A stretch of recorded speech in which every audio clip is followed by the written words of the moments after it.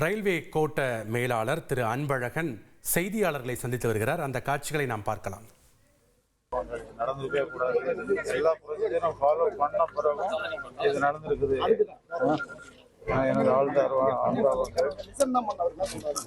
எனக்கு வந்து இன்ஸ்பெக்ட் பண்ணேன் கேட்டு. அங்கேருந்து வேன் வந்து என்ன எல்சி ஜிகே டைம் பேசினேன்னா அவர் என்ன சொல்றதுன்னா கேட்டு க்ளோஸ் பண்ணிட்டு தான் இருந்தேன். ஆனால் டெய்லி வந்து இந்த டிராஃபிக் நிறையா இருந்தது, 2 வீலர்ஸ் வந்து ஓப்பன் பண்ண சொன்னாங்க. அதனால வண்டி வர்றதுக்குள்ள பண்ணிடலான்ட்டு நான் ஓப்பன் பண்ணேன். ஆனால் வண்டி வரேன் சார். இந்த கேட் கீப்பர் வந்து சரியா மூடல, அவரோட அலட்சிய போக்கு தான் காரணம்ன்றாங்க. பப்ளிக் பிரஷர்னால சார் அவர் ரெகுலராவே போன் யூஸ் பண்ணுவாருன்னு சொல்லிட்டு வில்லேஜர் சொல்றாங்க.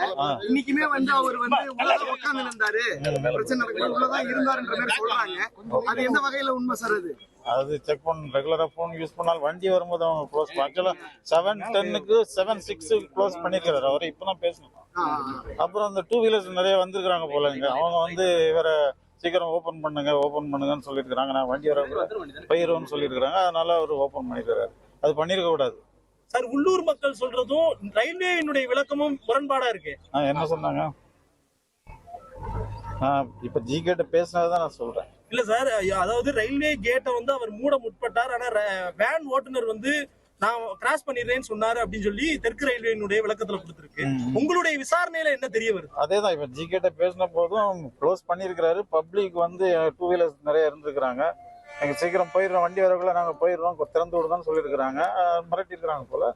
அதனால அவர் திறந்திருக்காரு. மது அருந்திருக்காரு அப்படின்னு ஒரு குற்றச்சாட்டு இல்ல. அது செக் பண்ணாரு. கேட் கீப்பர் பேர் என்ன? அவர் எத்தனை மாதம் எங்க பணியில இருக்காரு? பங்கஜ் சர்மா 2 இயர்ஸா ஜிகே ஒர்க் பண்றாரு. ரெகுலரா அவர் ஜிகே தான். எந்த ஸ்டேஜ் எனக்கு தெரியல. அவரு சார் நேம் ஒன்னு சார். பங்கஜ் சர்மா. சார் எங்களுக்கு சிக்னலே வரலன்னு அவருடைய முதல்கட்ட விசாரணையில தெரிவிச்சிருக்கோம். நான் இப்போ செக் பண்ணாச்சு. பிஎன் நம்பர்லாம் வாங்கியிருக்கிறாரு. எஸ்எம் ப்ராப்பரா கம்யூனிகேட் பண்ணிருக்கிறாரு. இவர் அக்னாலஜ் பண்ணிருக்கிறாரு. அவர் மேல என்ன நடவடிக்கை? அவர் சஸ்பெண்ட் பண்ணிட்டாங்க ஆல்ரெடி. இந்த பகுதியில போக்குவரத்து சரி செய்ய எத்தனை மணி நேரம் ஆகும்? என்னென்ன பணிகள் மேற்கொள்ளப்பட்டு வருகிறீங்க? இப்போ ஓஹெச் தான் மெயினா அஃபெக்ட் ஆச்சு. இப்போ கிளியரன்ஸ் கொடுத்தாச்சு. இன்னும் 10-15 மினிட்ஸ் எல்லாமே முடிஞ்சு போயிடும். சார் என்ன நிவாரணம் சார் அறிவிச்சிருக்கோம் ரயில்வே சார்பில்? ஆக்சுவலா வந்து 5 lakhs for டெட்டுக்கு, grievous இன்ஜுரிக்கு 2.5 lakhs, normal இன்ஜுரிக்கு 50,000. அது இமிடியேட்டா துறை ரீதியா என்ன நடவடிக்கை எடுப்பீங்க சார்? துறை ரீதியா சஸ்பெண்ட் பண்ணியாச்சு ஆல்ரெடி.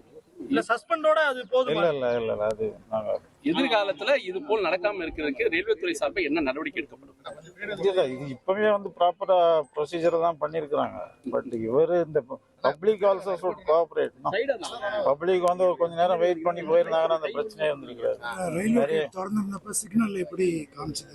எதுல கிரீன் இல்ல, இது நான் இன்டர்லாக் கேட் இல்லையா? அதனால வந்து ஒன்லி பிஎன் எக்ஸ்சேஞ்ச் வரும் நம்பர். எஸ்எம் இந்த மாதிரி நான் வண்டி விட போறேன்னு சொல்வாரு. இவர் வந்து கேட்டை க்ளோஸ் பண்ணி வச்சிருக்கணும் அந்த டைம்ல. அதான் பண்ணிருக்காரு. 7:06க்கு அதான் பண்ணிருக்காரு. ரெக்கார்டு படி அப்படிதான் இருக்குது. ஒவ்வொருத்தரும் இது பண்ணதுக்காக ஒரு நம்பர் எக்ஸ்சேஞ்ச் பண்ணிடுவாங்க. பிரைவேட் நம்பர்னு சொல்லுவாங்க. அது வேற யாருக்கும் தெரியுது, அவங்க 2 பேருக்கு தான் தெரியும். அது என்ன நம்பர்? எஸ்எம் ஒரு நம்பர் சொல்லுவாரு, இவர் ரெக்கார்ட் பண்ணுவாரு. இவர் ஒரு நம்பர் சொல்லுவாரு, அவர் ரெக்கார்ட் பண்ணுவார். ஸோ அக்னாலஜ் பண்ணிட்டாங்க 2 பேரும். நான் வந்து கேட் க்ளோஸ் போலான்ட்டு ட்ரெயின் விட்டுருக்கோம். இப்போ பப்ளிக் சொன்னா திறந்து விட்டுருவாரா? அவருக்குன்னு ஒரு ரெஸ்பான்சிபிலிட்டி இல்லையா? புரோட்டோகால் நீங்க சொல்லுங்க. அதுதான் அவர் அதை சத்தம் போட்டுட்டு நீ ஏன் திறந்த இப்ப எவ்வளவு பெரிய பிரச்சனையில கொண்டு விட்டுருக்கேன், திறக்கவே கூடாது. சார் இப்ப டிரைவர் வந்து அந்த மாதிரி ஒரு சம்பவம் நடக்கவே இல்லைன்னு சொல்றாரு.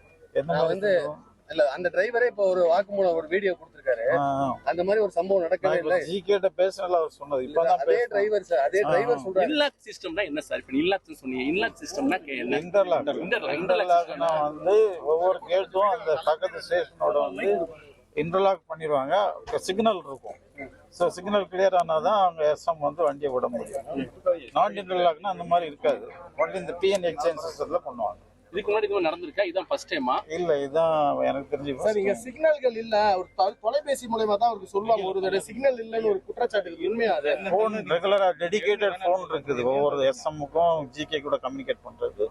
அதுபடிதான் பண்ணிருக்காங்க. சார் ட்ரெயின் எந்த வேகத்துல வந்து வேனை இடிச்சது சார்? ஏன்னா வேன் வந்து ரொம்ப மோசமா செதஞ்சிருக்கு. ஐ திங்க் 95 கிலோமீட்டர் 95 கிலோமீட்டர் வேகத்துல வந்து.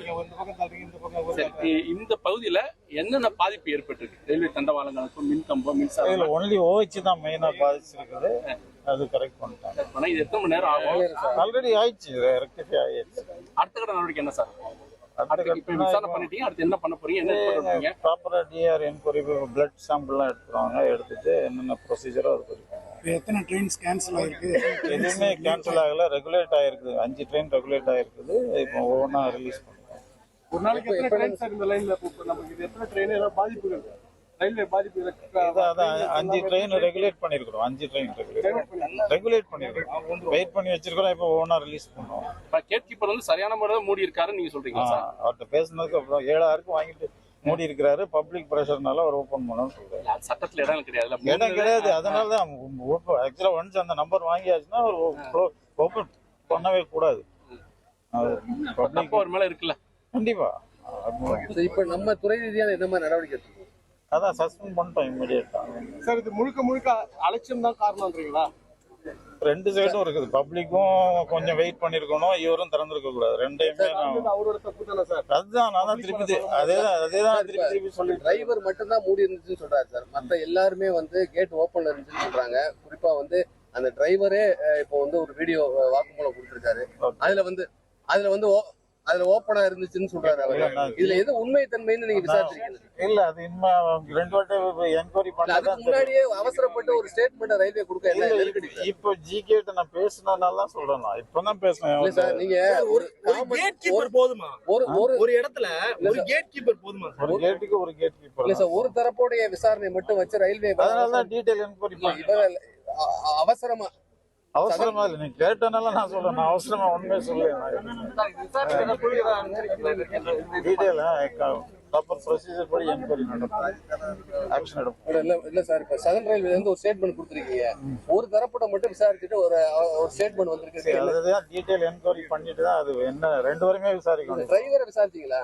டிரைவர் நான் பார்க்கல. இப்பதான் ஜிகே அது எப்படி ஒரு சார்பான விசாரணை இல்லையா? அது ஜிகே ஃபர்ஸ்ட் அவர் தான் மெயினா கேட்.